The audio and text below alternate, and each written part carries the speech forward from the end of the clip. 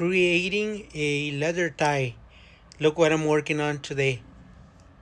As you can see, I have a leather tie here. All this morning I've been trying to get this little knot that normally ties will have, fabric ties, and I've been working on creating the perfect shape. So I was able to do it. Look how nice it came out. I still need to finish it. I've been cutting a few times. As you can see, I created a few patterns to make it work, and then I'm using this glue to glue it on. And definitely coffee, is present. As you can see, this is the normal side of the leather. This must be cow because it's thick, and then they add the shiny cover on it.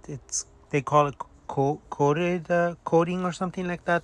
So this portion was showing right here, and I came out with this idea to add this black leather on the back, and it came out so good. This time I'm going to be using this walking foot console sewing machine. It's great. They call it walking because literally it walks, you see. Then I needed to add this chew velcro, the fork and actually the fork and the soft side on each end of the tie band.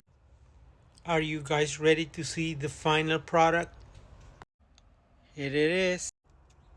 It's a little bit big on her neck, but she's a girl. It looks good on her. Although it was just a tie, I had to try a few patterns before I finalized it. So as you can see, this was the winner because this went on the back and grabbed the band right here, so it was really good. The other ones, they were showing the edge and I didn't really like it, so at the end it worked.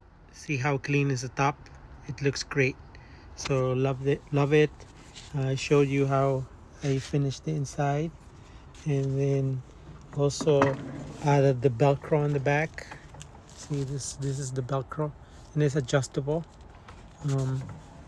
So it looks great. I'm happy about what I created today.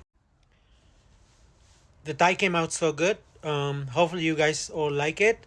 We'll be covering walking foot sewing machines next video, so stay tuned, and thanks for stopping by and watching Gil's sewing world videos loaded with lots of stuff to learn from.